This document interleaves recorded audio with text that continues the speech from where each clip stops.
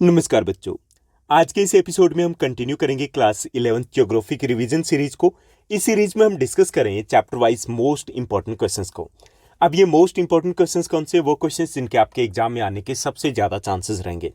इस सीरीज में मैंने दो टाइप के क्वेश्चंस को इंक्लूड किया। एक तो वो क्वेश्चंस जो आपके एनुअल एग्जाम में कंटिन्यूसली रिपीट होते रहते हैं, चाहे आप सीबीएसई के स्टूडेंट हो, चाहे आप केवीएस के स्टूडेंट हो, या फिर आप स्टेट बोर्ड के स्टूडेंट्स हो। कुछ क्वेश्चंस ऐसे होते हैं जो एज इट इज आपकी एनसीईआरटी की बुक में से उठाए जाते हैं, एज इट इज आपकी एनसीईआरटी की बुक में से रिपीट होते रहते हैं।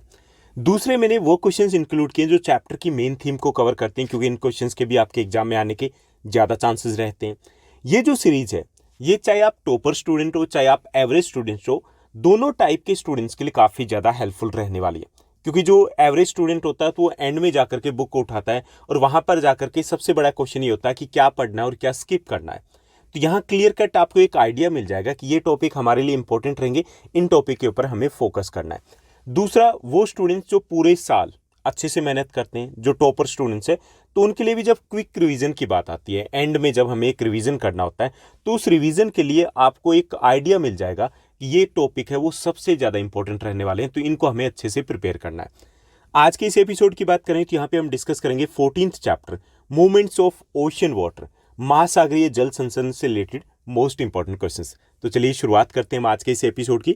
सबसे पहले हम डिस्कस करेंगे यहाँ पर 2 और 3 मार्कर क्वेश्चन को, जो कि आपके लिए काफ़ी सारे क्वेश्चंस यहाँ से बीच में से, इन बिटवीन द टेक्स्ट में से पूछे जाते हैं।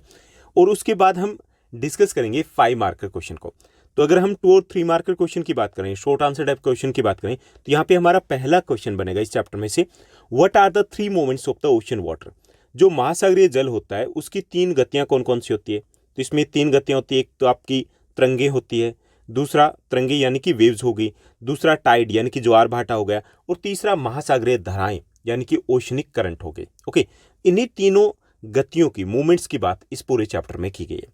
उसके बाद सेकंड जो आपका 2 और 3 मार्कर में पूछा जा सकता है, आपको बताना है कि व्हाट आर द वेव्स, तरंगे क्या होती है। ओके, ये ऊर्जा का एक तरीके से संचलन होता है, ऊर्जा की मूवमेंट होती है, एनर्जी की मूवमेंट होती है, इसमें पानी की मूवमेंट नहीं होती। ओके, वो डिटेल में आपको करना है। उसके बाद थर्ड रहेगा यहाँ पर, व्हाट इज अ टाइड, ज्वार भाटा क्या होता है। दिन में at least twice in a day, यानी कि दिन में 2 बार जो समुद्र का पानी होता है वो ऊपर की तरफ जाता है और उसके बाद नीचे आता है। ऊपर की तरफ जाना ज्वार कहलाता है, नीचे की तरफ आना भाटा कहलाता है। तो ये आपको बताना है कि ज्वार भाटा है क्या। उसके बाद फोर्थ जो क्वेश्चन रहेगा आपके शॉर्ट आंसर टाइप क्वेश्चन में, वो रहेगा what are the causes of occurrence of tides. ज्वार भाटा उत्पन्न होने के कारण क्या है, यानी कि कौन कौन सी फोर्सेस है जिसके कारण ज्वार भाटा है वो अकरेंस यानी कि ओरिजिनेट होता है, क्रिएट होता है। ओके, उसके बाद फिफ्थ आपका क्वेश्चन रहेगा, explain the salinity of ocean water. महासागरीय जल की लवणता की जब हम बात करते हैं तो ये होती क्या है। जो महासागरीय पानी होता है, ओशनिक वाटर होता है, वो मीठा नहीं होता, फ्रेश वाटर नहीं होता, बल्कि खारा होता है। तो उसी खारेपन को लवणता बोलते हैं। क्लियर।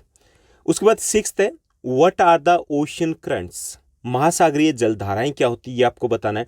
जैसे आपने नदी को देखा हुआ, नदी में पानी एक निश्चित दिशा में बहता है। आपने जेट स्ट्रीम के बारे में पढ़ा। जेट स्ट्रीम मतलब काफ़ी ऊंचाई के ऊपर, लगभग 9 से 11 किलोमीटर की ऊंचाई के ऊपर पवने निश्चित दिशा में बहती है, तो वो जेट स्ट्रीम कहलाती है। ऐसे ही महासागर जो होता है वहाँ पर पानी एक पर्टिकुलर डायरेक्शन में बहता है। ये लगातार भी बहता हो सकता है और कई बार ये भी हो सकता है कि कभी कभी बहता हो, तो उसे महासागरीय जलधाराएं कहा जाता है, ओशनिक करंट बोलते हैं। ओके, ये टेम्परेरी हो सकती है, अस्थायी हो सकती है, और ये परमानेंट यानी कि स्थायी हो सकती है। ये ठंडी हो सकती है, ये गर्म हो सकती है। क्लियर। उसके बाद सेवंथ जो आपका क्वेश्चन रहेगा यहाँ पर 2 मार्कर में, 2 और 3 मार्कर में, कि how do water currents affect temperature. जो टेम्परेचर है उसको कैसे अफेक्ट करती है, यानी कि जलधाराएं वो तापमान को कैसे प्रभावित करती है। अब देखिए कि ये हमारी लैंड बॉडीज है। मान लीजिए यहाँ से अगर वार्म ओशियन करंट बहेगी तो क्या होगा, इस एरिया का टेम्परेचर ऊपर की तरफ जाएगा। क्लियर। अगर यहाँ से कोल्ड ओशन करंट बहेगी, ठंडी जलधारा बहेगी, तो क्या होगा, टेम्परेचर नीचे की तरफ आएगा। तो ऐसे ही ये किसी भी स्थान के टेम्परेचर को, तापमान को प्रभावित करती है। डिपेंड करता है कि वो कैसी ओशनिक करंट है, वो वार्म है या फिर कोल्ड है।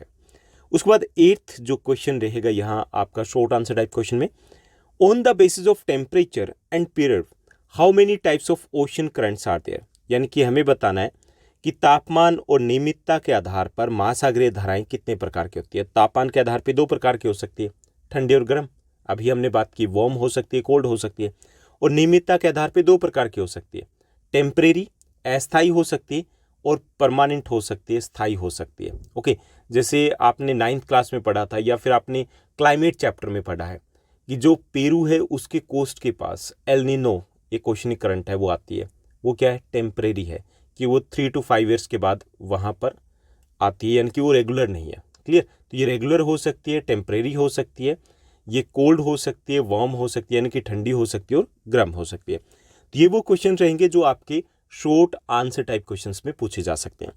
उसके बाद हम बात करेंगे लॉन्ग आंसर टाइप क्वेश्चंस की। तो 5 मार्कर क्वेश्चन की, तो यहाँ पे आपके 2 क्वेश्चन बनेंगे जो इस चैप्टर से रिलेटेड रहेंगे और आपके एग्जाम में पूछे जा सकते हैं।